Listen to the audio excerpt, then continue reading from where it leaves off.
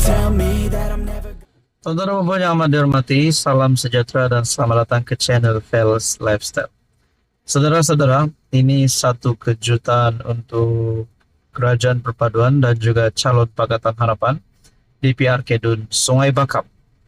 Saudara-saudara, melalui satu isu hangat yang saya lihat daripada Malaysia kini bertarik 5 Julai menyebut nama timbalan Perdana Menteri. Bersih lapor SPRM isu pengumuman Zahid di Sungai Bakap. Adakah ini berkaitan dengan rasuah ataupun salah pelaku ataupun pelanggaran undang-undang ataupun akta pilihan raya? Nah, berita sepenuhnya. Kumpulan pendesak pembaharuan pilihan raya Bersih membuat laporan kepada Suruhanjaya Pencegahan Rasuah Malaysia berhubung pengumuman bersyarat timbalan Perdana Menteri Ahmad Zahid Hamidi semasa kempen Pakatan Harapan di Sungai Bakap. Pengarah komunikasi Bersih Ashraf Sharafi Muhammad Azhar berkata, pengumuman Presiden UMNO itu berhubung rancangan kerajaan membina 2 pusat khidmat warga emas dan sebuah sekolah vernacular Tamil di kawasan itu sekiranya calon PH Johari Arifin menang besok. Pengumuman tersebut bermasalah sebab dia buat dengan bersyarat, yaitu syaratnya sekiranya calon PH menang PRK ini.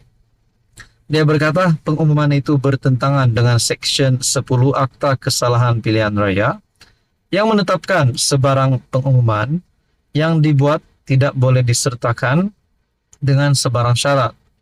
2 hari lalu, Zahid membuat kemunculan di Sungai Bakap untuk berkempen bagi calon PH dan memikat pengundi Melayu. Ketika berkempen, Zahid membuat pengumuman berkenaan. Ketua Penerangan PAS Ahmad Fadli Syari menuduh tindakan berkenaan sebagai rasuah terang-terangan dan melabelkan perbuatan itu sebagai percubaan terdesak untuk Pakatan pemerintah meraih pengundi di DUN itu.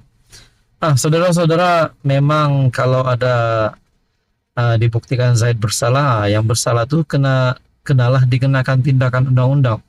Namun kalau saya lihat pada sudut positifnya, apa salahnya pengundi Sungai Bakap undi calon PH? Kalau dah dijanjikan berhubung perancangan kerajaan untuk membina 2 pusat khidmat warga emas dan sebuah sekolah vernacular Tamil, kalau benar memang dah diumumkan, rasanya Zahid Hamidi perlu mengambil tindakan dan tanggung jawab. Walaupun calon PH kalah, apa salahnya kerajaan teruskan saja rancangan itu? Itu pandangan pribadi saya. Jadi tidak salahnya juga untuk pengundi DUN Sungai Bakap sokong calon PH. Bahkan beberapa gesaan sebelum ini daripada Fadli Nasidik juga menyatakan sokong calon Pakatan Harapan. Ada juga berkata pengundi Sungai Bakap matang untuk memilih calon Kerajaan Perpaduan. Jadi berkaitan dengan isu ini, Bersih lapor SPRM isu pengumuman Zahid di Sungai Bakap. Apa komen Anda? Sekian saja, teruskan bersama di dalam channel ini. Halo semua, salam sejahtera Malaysia. Selamat datang ke channel Fels Lifestyle. Ada saja cara musuh politik Anwar untuk menjatuhkan Anwar. Ada saja cara Muhyiddin Yassin, Tun Dr. Mahathir, dan kepimpinan pembangkang untuk memalukan kerajaan Madani, memalukan PMX, coba untuk menjerat PMX. Namun akhirnya, di antara musuh politik Anwar ini, yang coba memalukan Anwar, mereka pula yang masuk perangkap Anwar. Mereka pula yang terjerat. Saudara-saudara yang amat dihormati, kalau nak cakap hubungan Mahathir dan Anwar, kita sudah tahu bahwa mereka memang seteru politik. Muhyiddin Yassin, beliau juga seringkali menyerang Anwar Ibrahim. Dan serangan terkini Tan Sri Muhyiddin Yassin pada kempen PRK Sungai Bakap yang diadakan 6 Julai. Ini serangan terkini Muhyiddin. Namun disangkakan Anwar yang malu, lain pula yang jadi. Satu tulisan daripada FMT ataupun artikel daripada FMT. Muhyiddin terlebih perasan di Sungai Bakap.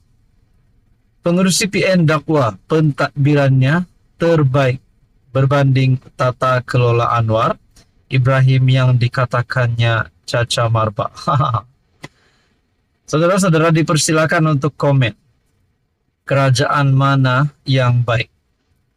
Kerajaan mana yang Anda rasa terbaik setakat ini di antara pimpinan Tan Sri Muhyiddin Yassin dan pimpinan Datuk Seri Anwar Ibrahim hari ini?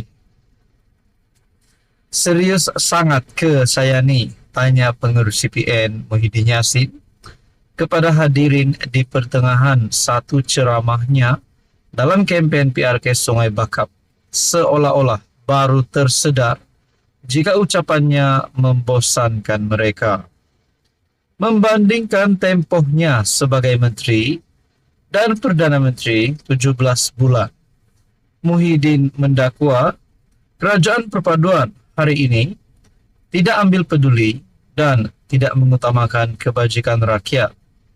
Malah, Presiden bersatu itu siap memberi tunjuk ajar bagaimana negara sepatutnya ditakbir untuk memacunya ke hadapan.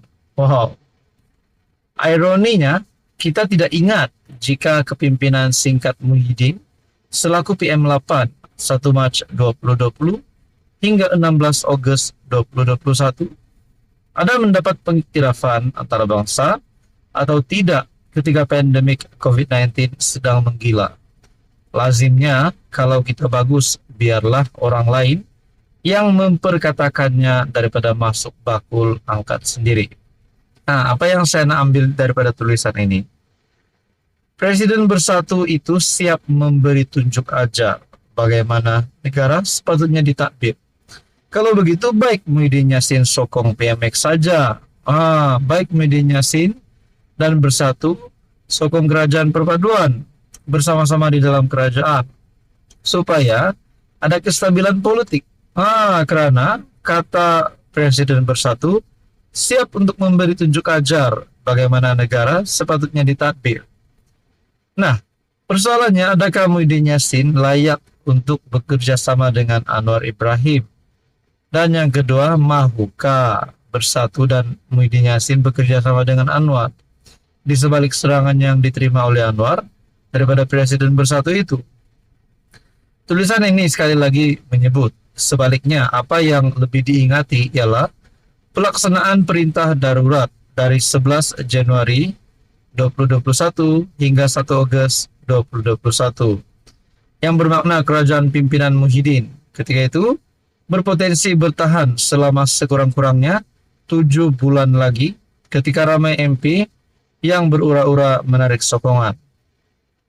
Menggelar kerajaan pimpinan Anwar Ibrahim secara caca-merba dan tiada arah tuju yang jelas. Muhyiddin bersangkaan negara selepas pentadbirannya sudah hilang daya saing dan tidak lagi dihormati. Terpulang kepada halayak ramai untuk menilainya atau mungkin beliau yang terlebih perasan dalam menagih undi pada PRK Sungai Bakap. Saudara-saudara, tulisan ini pada FMT. Artikel ini adalah pandangan penulis dan tidak semestinya mewakili FMT. Anda boleh lihat tulisan penuh melalui artikel FMT. Apa komen Anda? Adakah ini akan membawa satu kejatuhan kepada bersatu PN, khususnya PRK Sungai Bakap ini? Jadi apa komen Anda? Sekian saja, teruskan bersama di dalam channel ini.